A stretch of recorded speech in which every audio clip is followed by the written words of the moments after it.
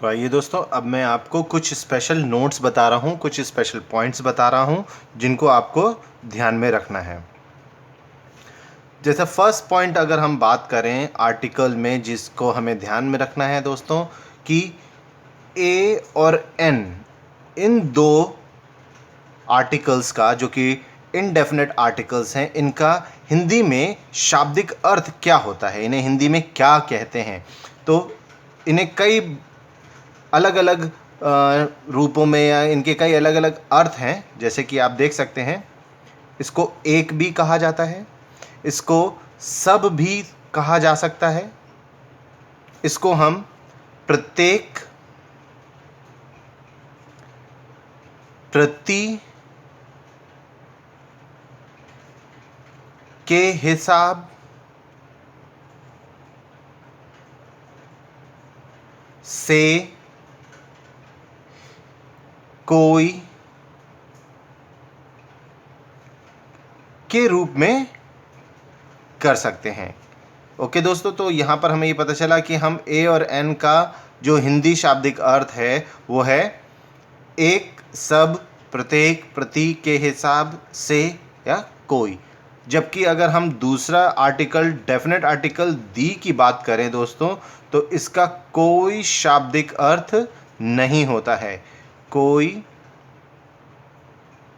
शाब्दिक अर्थ नहीं होता है। ओके दोस्तों, ये हमारे दो पॉइंट हैं। फर्स्ट पॉइंट में हमारे दो पॉइंट थे। सेकंड पॉइंट की अब हम बात कर लेते हैं दोस्तों।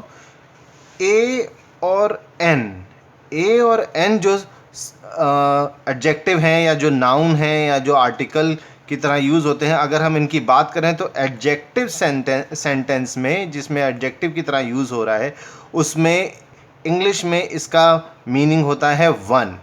ध्यान रखिएगा दोस्तों, ए और एन का इंग्लिश में मीनिंग होता है वन, जो कि एक वीक फॉर्म है। हाँ दोस्तों, ये ध्यान रखिएगा, ये एक वीक फॉर्म की तरह यूज़ होता है। जबकि दी आर्टिकल एडजेक्टिव फॉर्म में अगर हम बात करें तो जैसे दिस और दैट का अगर हम वे में लें, दिस और दैट के वे में हम बात करें एडजेक्टिव आर्टिकल की दी आर्टिकल में, तो ये एक वीक फॉर्म की तरह काम करेगा। जी हाँ दोस्तों, हमने इनके वीक फॉर्म पढ़ लिए।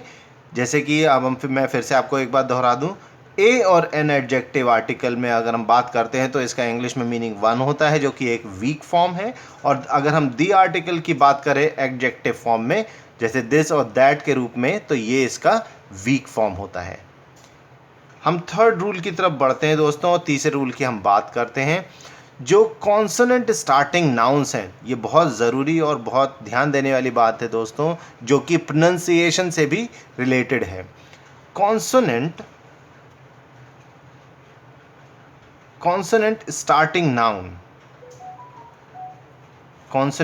स्टार्टिंग नाउन्स दोस्तों जो होते हैं, वहाँ पहले, नाउन के पहले जो दी का प्रयोग होता है उसे हम द पढ़ते हैं। ध्यान रखिएगा दोस्तों, जो कॉन्सोनेंट स्टार्टिंग नाउन होते हैं वहाँ हम द को द पढ़ते हैं। और जो वॉवल स्टार्टिंग नाउन है दोस्तों, जो वॉवल स्टार्टिंग नाउन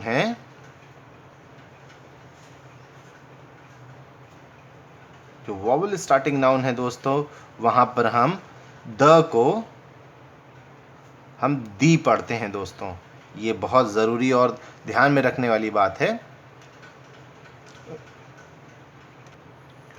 और एक और महत्वपूर्ण पॉइंट में इसमें मैं जोड़ना चाहता हूं दोस्तों, कि अगर हमें नाउन पर जोर डालना है, अगर हमें नाउन पर जोर डालने के लिए बोला जाता है या हम सेंटेंस में नाउन पे जोर डालते हैं, तो हम वहाँ पर द को दी ही प्रोनाउंस करेंगे।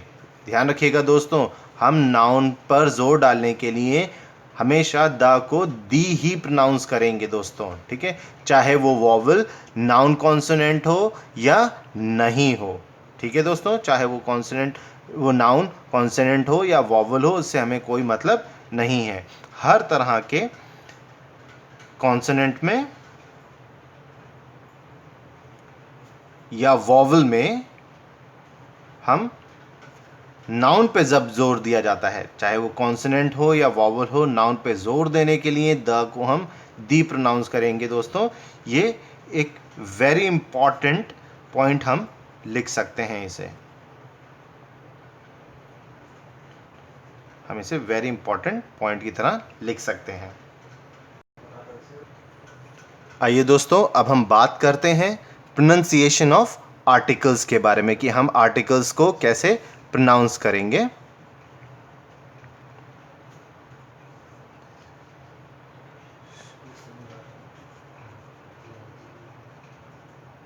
Pronunciation of articles.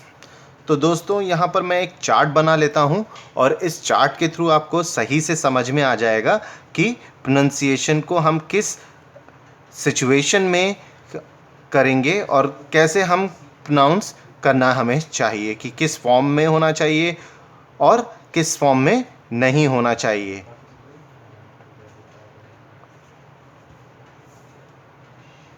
ओके दोस्तों, तो ये 3 फॉर्म होते हैं हमारे पास, अगर 2 फॉर्म होते हैं, सॉरी। इन 2 फॉर्म्स में हम देखते हैं कि प्रोनाउंस कैसे करें हम किसी भी आर्टिकल को।